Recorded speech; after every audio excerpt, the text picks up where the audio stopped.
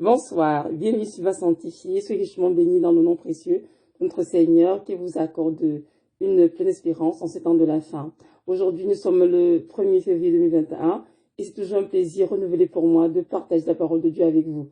Aujourd'hui, nous allons parler de la bouche de l'insensé qui cause sa propre ruine. Mes frères et sœurs en Christ, il est important de savoir que par nos paroles, nous serons justifiés, par nos paroles, nous serons condamnés. Donc, il est important d'apprendre à tenir sa langue 7 fois avant de parler. Très souvent, lorsque nous sommes dans la chair ou en colère, nous nous mettons à débiter n'importe quoi, à parler n'importe comment de nos propres vies ou des autres sans réfléchir. Mais il est important de savoir que nos paroles sont des semences et chaque semence qui est mise en terre portera forcément un fruit. Si tu veux avoir des mangues dans ta vie, plante dans ta forêt un manguier, tu auras des mangues. Si tu veux des cerises, plante un cerisier, tu auras des cerises. Mais si tu veux, comment dirais-je, si tu veux avoir des pommes, tu ne peux pas aller planter un avocatier. Nous sommes d'accord. Donc, c'est important de comprendre que chaque semence a un fruit et que ce soit maintenant, dans un avenir immédiat ou lointain, tu auras quand même un fruit et ce fruit pourra être quelque chose de bon ou de mauvais selon ce que tu auras dit. Nous allons lire la parole dans Proverbe 6, verset 7 qui dit ceci: la bouche de l'insensé causera sa ruine et ses lèvres sont un piège pour son âme. Donc je relis, Proverbe 18, verset 7 dit ceci: la bouche de l'insensé causera sa ruine et ses lèvres sont un piège pour son âme. Parole du Seigneur. Donc ici, le roi Salomon nous enseigne justement que la bouche de l'insensé causera sa propre ruine. C'est quoi un insensé? C'est quelqu'un qui parle sans réfléchir, qui parle n'importe comment, sans veiller sur ses paroles, et qui débite n'importe quoi justement. Par nos propres bouches, nous nous maudissons. Par nos propres bouches, nous maudissons les autres. Par nos propres bouches, nous tenons des langages, comment dirais-je, des langages inappropriés, nous concernant nos propres enfants. Par nos propres bouches, nous mettons en captivité, en fait. Il y a des personnes, par exemple, il y a des gens qui vont dire: oh, je ne suis bon à rien, je ne sais à rien dans la vie, ma vie n'est que douleur, je suis toujours malade, ce que je fais ne réussit jamais, personne ne m'aime, le Seigneur m'a oublié. Comment que toutes ces paroles qui semblent être dites à la légère porteront forcément un fruit? Et dans notre propre bouche, on couvre notre propre ruine. N'oublions surtout pas qu'il écrit, dans Proverbe 18, verset 21, la mort et la vie sont au pouvoir de la langue. Quiconque l'aime en mangera les fruits. La mort et la vie sont au pouvoir de la langue. Quiconque l'aime en mangera les fruits. Alors, mon frère, ma sœur, ceci veut dire que nos paroles produisent des fruits qu'on mangera plus tard. Alors, quels fruits veux-tu produire? Veux-tu produire des fruits bons ou des fruits mauvais? Si tes paroles sont mauvaises, assurément elles causeront ta ruine. Comme il est écrit ici dans Proverbe 10, verset 7. Si nous parlons comme des insensés, comme des gens irréfléchis, nos propres paroles causeront notre ruine. Donc nous devons veiller sur notre bouche. Nous devons veiller sur nos pensées.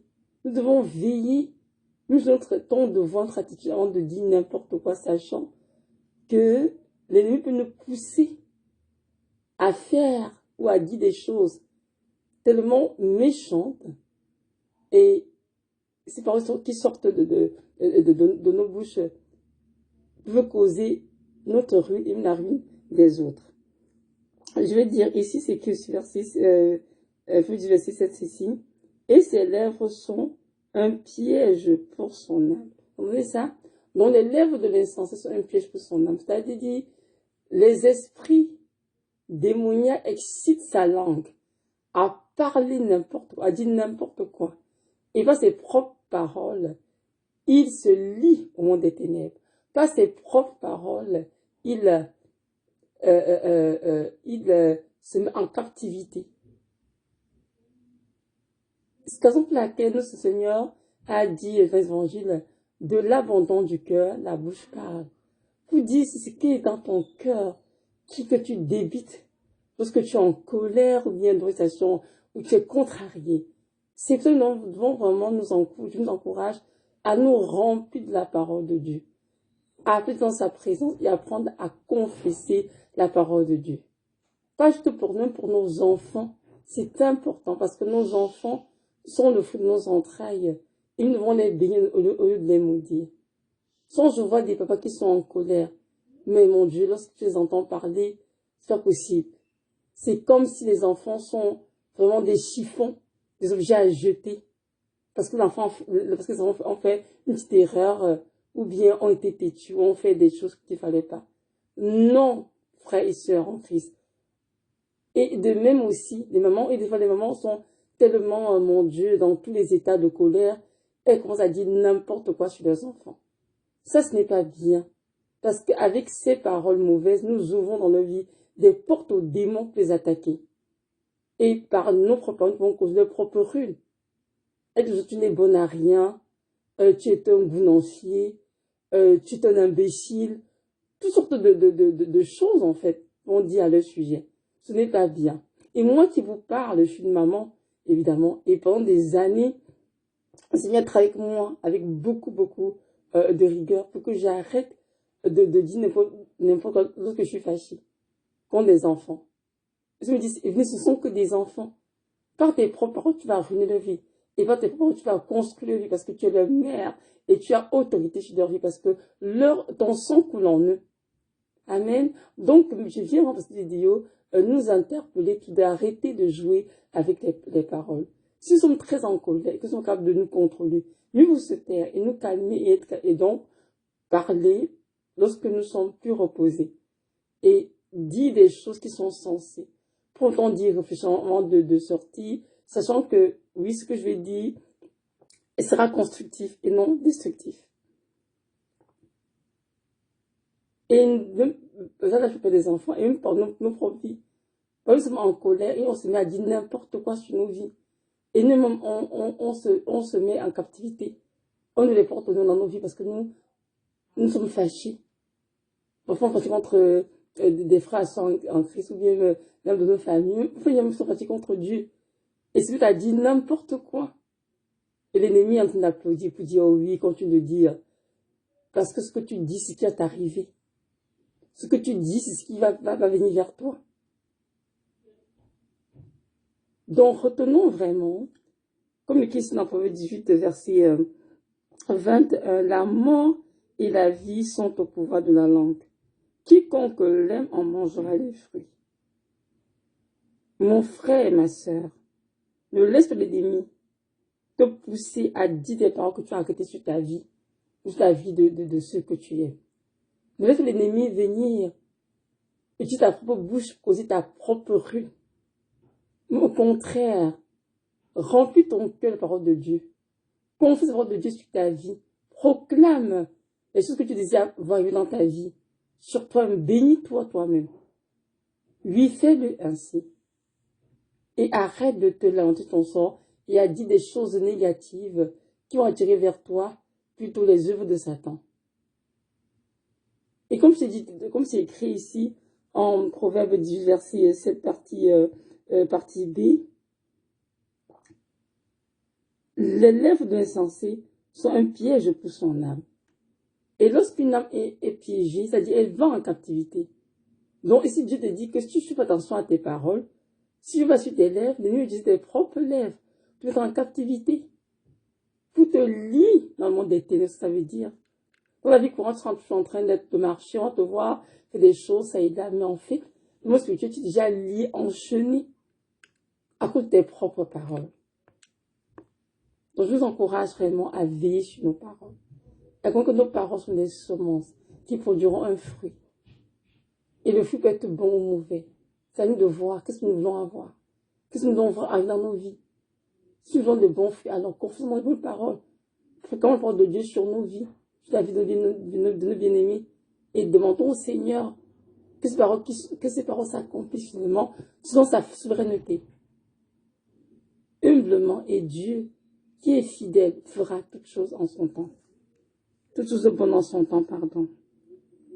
Ici, il écrit au Proverbe 18, verset 20, c'est du fruit de sa bouche que l'homme rassasie son corps. C'est du produit de ses lèvres qu'il sera rassasié. Amen. Excusez-moi. Donc, c'est très clair.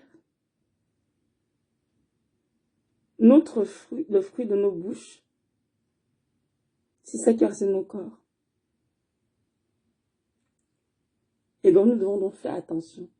De quoi voulons-nous être rassasiés? Des bonnes choses, des mauvaises choses. Des bonnes choses, j'imagine. Alors, donc, c'est le temps pour nous de veiller sur nos paroles. Il écrit, je sais, dans la Bible, hein, je ne me rappelle bien quel livre c'est, mais il dit ceci, par tes paroles, tu seras justifié, et par tes paroles, tu seras condamné. Donc, un jugement, mes frères et sœurs. Dieu nous demandera des comptes par rapport à toutes les paroles vaines proférées. C'est pour ça que nous devons vraiment veiller beaucoup sur nos bouches. Et ce n'est pas facile. Jacques chapitre 3 parle de la langue, hein, vraiment comme un mal qu'on ne peut reprimer. Parce que la langue, en fait, est toute petite, mais on dit bien qu'elle peut embraser toute une forêt. Parce que c'est facile de parler, facile de se mettre en colère et de dire n'importe quoi, les choses qu'on doit regretter, qu'on peut regretter plus tard. C'est la raison pour laquelle Dieu nous encourage vraiment à veiller sur nos bouches. Il dit dans la parole, je sais tout dans le Proverbe, il a dit ceci, il y a un verset qui dit ceci, celui qui parle beaucoup ne manque pas de péché. Une fois de plus, on parle n'importe comment, on parle beaucoup, on dit tant de choses qu'on ne fait pas, on se retrouve en train de pécher contre le Seigneur. Et ça aussi n'est pas une bonne chose. Donc, nous devons vraiment veiller sur nos paroles et ne pas oublier que nous sommes dans la fin des temps. Notre Dieu revient bientôt. Et c'est une église sans tache, une église de glorieuse, une église vraiment qui est propre. Dans ce temps pour nous de mettre nos vies spirituelles en ordre, de faire le ménage de nos vies spirituelles et même de modérer l'usage de la parole, d'apprendre vraiment à se calmer, à parler quand c'est nécessaire. Et lorsque nous ouvrons nos bouches, apprenons à bénir et non maudire. Parfois, par nos propres, nous bénissons Dieu et nous bénissons l'être humain qui a notre image. Nous bénissons nous-mêmes. Parce qu'on aime tellement parler, on aime tellement se lamenter, dire des choses négatives sur nos propres vies. C'est le temps d'arrêter. Et de dire, Seigneur, je veux vivre la vie que tu as pour moi.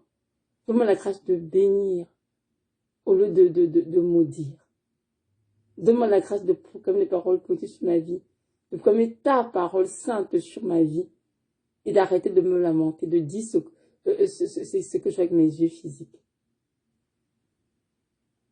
Amen. Alors mes frères et sœurs, je vous encourage tous à nous préparer l'ordre du Seigneur, avec nos revenants le sang de l'agneau et vraiment à désirer nous unir à ce Dieu et être enlevés lorsqu'il reviendra. Et si c'est notre désir, nous devons vraiment nous préparer avec beaucoup de rigueur et mettre hors de nos vies tout ce qui déplaît au Seigneur. Et par nos paroles, très souvent, nous blessons le cœur du Seigneur parce que nous blessons notre prochain, nous blessons le Seigneur. Donc arrêtons de le blesser et donnons la grâce dans la victoire sur notre langue. La grâce est capable de maîtriser notre langue et de dire des choses qui bénissent et non qui maudissent, des choses qui construisent et non des choses qui détruisent les vies. Comme je disais tantôt, pendant des années, le Seigneur a travaillé avec moi vraiment tellement. Parfois ma propre vie, même quand moi Evelyne, parfois mes enfants, parfois mon mari. Il m'a dit, tu es une maman faite pour bénir Evelyne. Et arrête de te lamenter sur ta vie en disant, Dieu ne m'aime pas, ma vie ne vaut rien. Toutes de choses, il m'a reprise dessus. Il m'a dit, ne parle plus comme ça.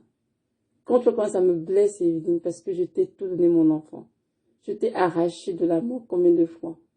Je t'ai donné des beaux enfants, malgré ta santé si précaire. Je t'ai béni de tant de façons. Comment oses-tu aujourd'hui que ta vie ne vaut rien? Que ta vie a du prix à mes yeux? Voyez-vous, parce que je suis dans un état de tristesse à cause du fait que j'étais en dialyse, mais rien ne fonctionnait pas. Et je me lamente, je disais n'importe quoi. Vous vous en rendez compte? Et tu m'as dit, ça me blesse quand tu parles comme ça. Parce que je t'aime d'un amour inconditionnel. J'ai tout donné pour toi à la croix, pour que tu sois une femme accomplie en moi.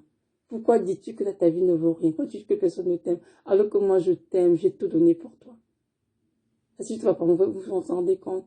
Et je vous assure qu'aujourd'hui, j'ai fait vraiment un grand pas de doigts dedans. Je continue de travailler, c'est sûr, pour pouvoir garder mes paroles plus dans le Seigneur.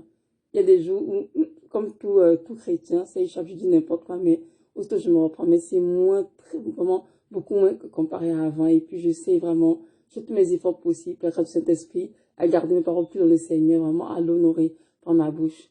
Et par mes enfants. Avant, quand j'étais fâchée, je dis n'importe quoi. Aujourd'hui, j'essaie vraiment des efforts pour me ressaisir. Et quand je sais une parole, que je vais dire, tout de suite, je me repens. Seigneur, pardonne-moi, je brise ta parole, je t'aime l'enfant, je retire ta parole dans le nom de Jésus. Parce que ce n'est pas facile, hein. Lorsque nous avons tendance toujours à parler n'importe comment, sans s'arrêter, mais comprenons vraiment que par nos bouches, nous causons notre propre ruine. Et par nos lèvres, nous vont vraiment dessiner, nous piéger facilement.